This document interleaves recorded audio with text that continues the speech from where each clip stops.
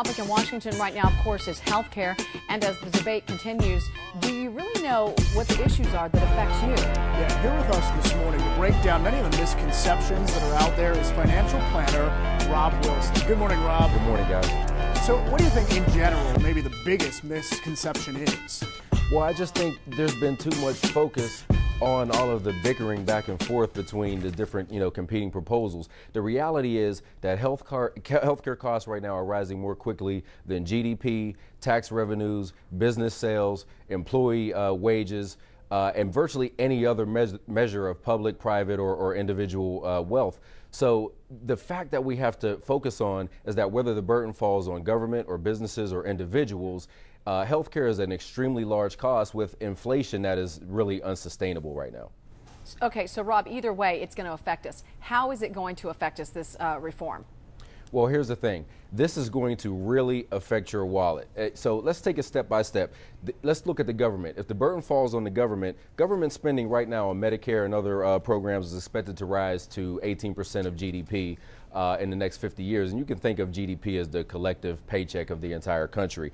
So to put that in some perspective, 18% right now is about the average of the tax receipts that government collects for its entire budget. So that's unsustainable. Government can't handle it by itself. So if the burden falls on individuals, wage gains for workers have been slowing due to their employers covering an increasingly large portion of their compensation as a form of health care.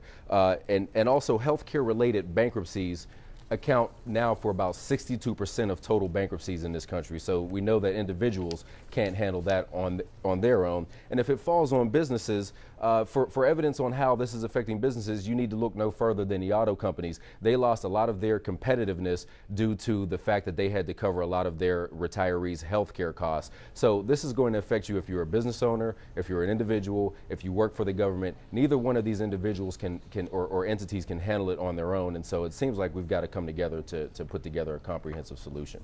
Rob, let's talk a little bit about what one of the main problems and why this is even going on, this debate, and that is the number of uninsured people, because it's really staggering when you think about it, and it's scary too. Absolutely. I mean, there's over 40 million individuals who are uninsured and even more who are underinsured.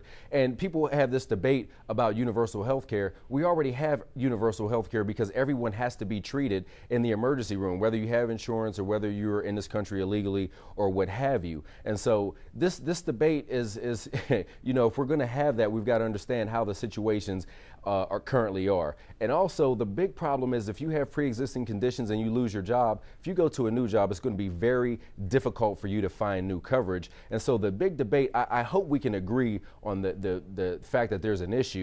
The debate right now is how we're going to finance these changes.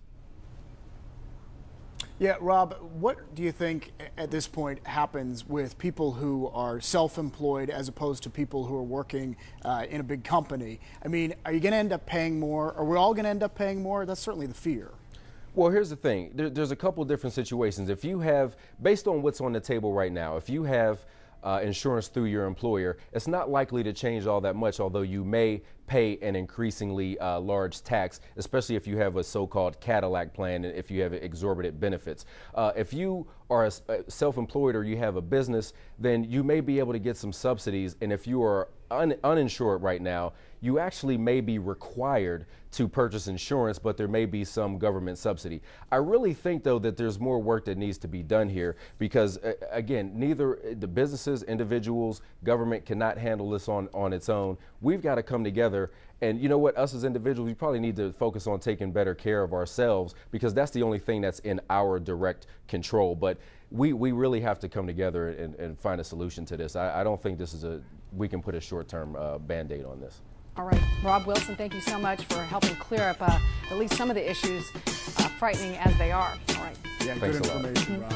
And Rob Wilson is with us every other Thursday here on Pittsburgh CW with the latest in financial news. You can also find Rob online at robwilson.tv or follow him on Twitter at robwilsontv.